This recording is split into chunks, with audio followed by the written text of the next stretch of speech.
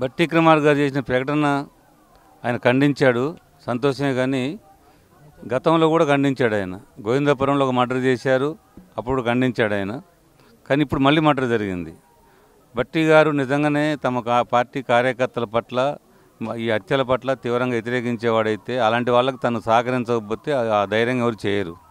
అందుకే ఆచరణ తెలవాలి. ఇప్పుడు రెండోది, ఇది 100% రాజకీయ హత్య. ఇది రామారావు గారికి వ్యక్తిగతంగా ఎటువంటి వివాదాలు లేవు, ఎవరితో పోయేవాడు కాదు. ఈ గ్రామ ప్రజలని 2 సార్లు ఏకగ్రీవంగా సర్పంచ్గా ఎన్నుకున్నారు.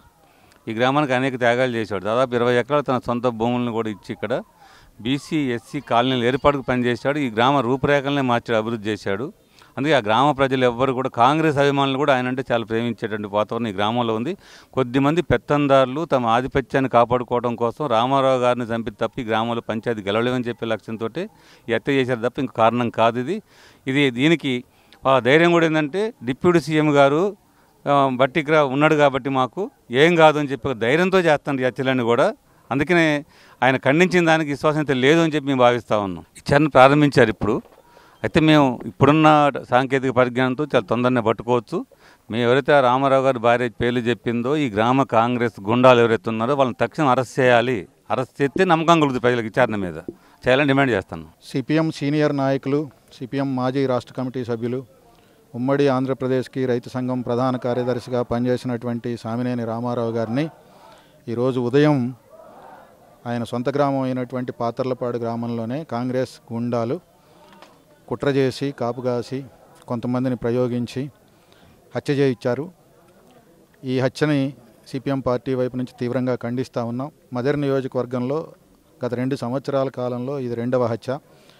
ఈ కాలంలో ఈ హత్యలు జరగడానికి కారణం మేమేమి చేసినా సరిపోతుంది అని చెప్పేసి ఈ నియోజకవర్గంలో ఉన్నటువంటి కాంగ్రెస్ ముసుగులో ఉన్నటువంటి రౌడీలు, గూండాలు కొంతమంది పేట్రేగిపోయి వ్యవహరిస్తూ ఉన్నటువంటి తీరు కనపడతా ఉంది. పోలీసు యంత్రాంగం ఇప్పటికైనా సరే అయినటువంటి పద్ధతుల్లో చర్య తీసుకోకపోతే ఈ అరాచక శక్తులు, గూండాలు, రౌడీలు ఇంకా పెరిగిపోయేటటువంటి ప్రమాదం ఉంది. మాకు ఇప్పటికే వార్తలు అందుతూ ఉన్నాయి, పోలీసు మీద ఒత్తిడి మొదలైంది అని చెప్పేసి. ఒకవైపున ఈ హత్యని తీవ్రంగా ఖండించేటటువంటి బట్టి విక్రమార్క గారు, రెండో వైపున ఇక్కడ తమ పార్టీకి చెందినటువంటి గుండాలు, రౌడీలు చేస్తున్నటువంటి ఈ హత్యలు, వీటికి సంబంధించినటువంటి వ్యవహారంలో వ్యవహరిస్తున్నటువంటి తీరు చూస్తూ ఉంటే భవిష్యత్తులో ఈ నియోజకవర్గం మరింత ఎంత అరాచకాలని, అన్యాయాలని, దౌర్జన్యాలని, రౌడీయిజాన్ని, గుండాయిజాన్ని ఎదుర్కోవాల్సి వస్తుందో అని చెప్పేసి అనేటటువంటి భయాందోళనలతోని ఈ నియోజకవర్గంలో, ఈ జిల్లాలో ప్రజలు ఉంటున్నటువంటి పరిస్థితి కనపడతా ఉంది. అందువల్ల ఈ నియోజకవర్గంలో శాంతి భద్రతలను చక్కదిద్దాలి అంటే సరి అయినటువంటి పద్ధతుల్లో దోషుల్ని గుర్తించి వాళ్ళ మీద తగిన చర్యలు తీసుకోవడం ముఖ్యం. ఉత్తగా హత్యని పోయినసారి ఖండించారు, ఈసారి ఖండించారు, కానీ హత్యలు మాత్రం జరుగుతూ ఉన్నాయి. ఈ జరగడానికి మూలము కాంగ్రెస్ వైపు నుంచే వస్తూ ఉంటే ఏ ధైర్యంతో ఇది జరుగుతూ ఉంది అనేటటువంటి దానికి ఇక్కడ నుంచి ప్రాతినిధ్యం వహిస్తున్నటువంటి డిప్యూటీ సీఎం గారు సమాధానం చెప్పాల్సినటువంటి అవసరం ఉంది.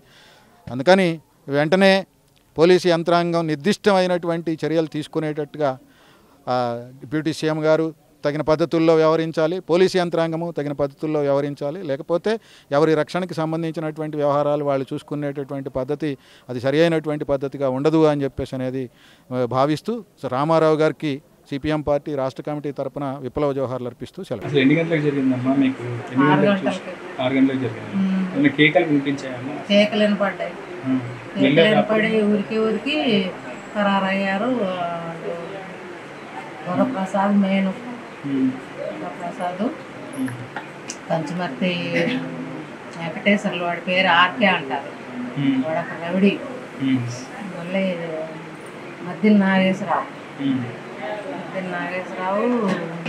కొత్తపల్లి చిన్నబ్బాయి అంటారు, కానీ వాడు అసలు పేరు వెంకటేశ్వర్లు. కాంట్రాక్ట్ ఇచ్చారు. ఈ మధ్య కాలంలో 2-3 రోజుల నుంచి ఎవరైనా ఇట్లా వీళ్ళు ఇక్కడ తిరగడం జరిగిందా? ఇంటి ముందుకు రావడం? 15 రోజుల కింద దేవుడు బతుకమ్మలో ఊరేగింపు జరిగింది. మా పక్కన బాగా జనం వచ్చారు. వస్తే మేము ఆ సెంటర్లో అటు నుంచి మేము వస్తున్నాం, ఇటు నుంచి వాళ్ళు వస్తున్నారు. జనాన్ని చూసి గొడవలు అయిపోయారు. అప్పుడే మేమేమో సామరస్యంగా దేవుడు ఊరేగింపు పెట్టుకున్నాం అందరూ. మా సార్ దేవుళ్ళు అంటే ఇష్టం ఉండదు, రాండి అంటే మీ అక్క ఏం చేసుకోండి అని పంపించిండు. అక్కడ మేము మెట్ల మీద నిల్చున్న సెంటర్లో ఇంత పొడుగు పట్టుడు గర్రలు తీసుకొని వాళ్ళు పథకం ప్రకారం ఉన్నారు. తుమ్మలపల్లి లక్ష్మి కొడుకు. అంటే ఆ రోజే అసలు గొడవ లేవాలని ప్లాన్లు వేసుకున్నారు.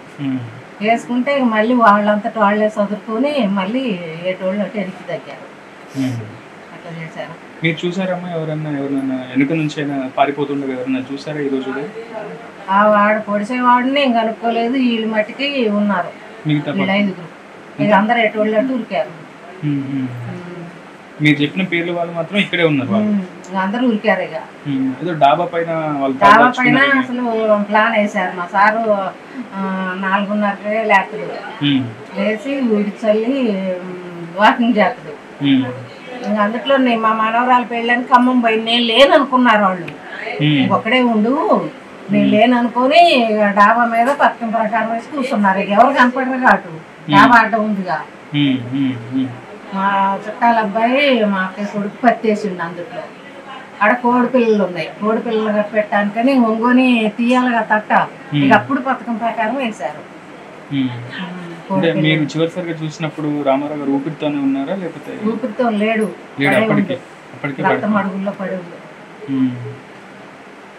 ఆయన జీవితం అంతా ఇప్పుడు సిపిఎం లో తిరిగారు, రాజకీయాలకి జీవితం అంతా రాజకీయాలకే అర్థం చేసిండు. నా పిల్లగాళ్ళు ఎంత ఎత్తున్నప్పుడు పొద్దున్న పోయి రేత్రి ఎప్పుడో వచ్చేవాడు. అమ్మ నానేడు అంటే నాన్న పొద్దున్నే పోయిండు, మళ్ళీ వాళ్ళు పండుకున్నాక వచ్చేవాడు. ఆయన జీవితం అంతా పార్టీకే అంకితం చేసిండు. 8 ఎకరాల పొలం అమ్మిను, కాలనీలు కట్టించను, ఇక్కడ బీసీ కాలనీ కట్టించను, అంతా పొలాలు 8 ఎకరాలు అమ్మినా నా కొడుకు ఒక మాట అనలే. వాళ్ళ నాన్న నా బిడ్డే, నా కొడుకే, నాన్న నువ్వు బిడ్డ చేస్తున్నామని అనలే. నాన్నకు మా జనంలో మంచి పేరుంది అని వాళ్ళకి సంబరం. అట్లా జరిగింది. వారం లేక ఈ ఊరు ఎంత లోతు బుడుగు అంత ఉన్న బుడుగున 6 గజాల లోతున్న ఊరిని అట్ట చేసుకొచ్చిండు. సైడ్ కాలువలు కట్టించి ఎంత ఊరికి ఎంత చేసిండో మా సారు. ఇందిరాగాంధీ టైంలో సర్పంచ్ 4 మస్తుగా 2 సార్లు సర్పంచ్ చేసిండు. కాంగ్రెస్ నేతలే చంపారని చెప్పి, కాంగ్రెస్ గుండాలే చంపారని చెప్పి సిపిఎం నేతలందరూ అంటున్నారు. కాంగ్రెస్ వాళ్ళే సంతాపం ప్రకటిస్తున్నారు, సానుభూతి ప్రకటిస్తున్నారు. మీకు అసలు చూసారుగా జనం ఎంత అభిమానం మా సార్ అంటే. ఇంత పిల్లలు కూడా ఎత్తుకొని ఇచ్చేస్తాడు. అంత మంచి వ్యక్తిని వాళ్ళకి చేతిలో వాళ్ళు కావాలని చేపించారు. వాళ్ళకి దమ్ము లేదు చేయటానికి, గుండాలం తీసుకొచ్చి చేపించారు. పోలీసులు వచ్చారా, మీతో మాట్లాడారు కదా, స్టేట్మెంట్ రికార్డ్ చేస్తున్నారు కదా, పోలీసులకి ఏం కోరారు, మీరేం కోరారు, పోలీసులు మీకేం చెప్పారు? నేను వాళ్ళని మట్టికి నా భర్తను ఎటు చేసిన వాళ్ళని మట్టికి వదలొద్దు, వాళ్ళు కావాలని చేశారు నా భర్త మీద కుట్ర. ఊళ్ళో జనం అంతా మళ్ళీ వాడిని ప్రసాద్ని మళ్ళీ సర్పంచ్గా ఎన్నుకోవటానికి వాళ్ళు ఎనానమస్ చేశారు. మేము ఎవరిని ఇక చేయలేదు. ఇక ఈసారి ఈ జనం వీళ్ళందరూ పోగయ్యారు, మళ్ళీ ఏనొత్తే మనం అవుటే అనుకున్నట్టు పథకం ప్రకారం వాళ్ళు ఇట్లా చేశారు నా భర్తను. పోలీసులకు చెప్పారు, చెప్పిన ఎంత జరిగిందంతా సిఐ గారికి అందరికి చెప్పారు. మీరేం కోరుతున్నారు మా ప్రభుత్వాన్ని, మీరు ఏం కోరుతున్నారు? పోలీసులు మా సార్కి న్యాయం చేయాలి, వాళ్ళకు శిక్ష పడాలి, అది నేను కోరుకునేది. అది వీళ్ళు వెనక ఉన్న పెద్దలు వస్తామన్నా మీరు అనుకుంటున్నారు? వాళ్ళ వస్తమే, వాళ్ళు బట్టీని చూసుకొని విర్రబీగుతున్నారు. బట్టి గారు మనుషులు చంపమంటారా? షేర్ చేయండి, లైక్ చేయండి, సబ్స్క్రైబ్ చేయండి. మరిన్ని వీడియోల కోసం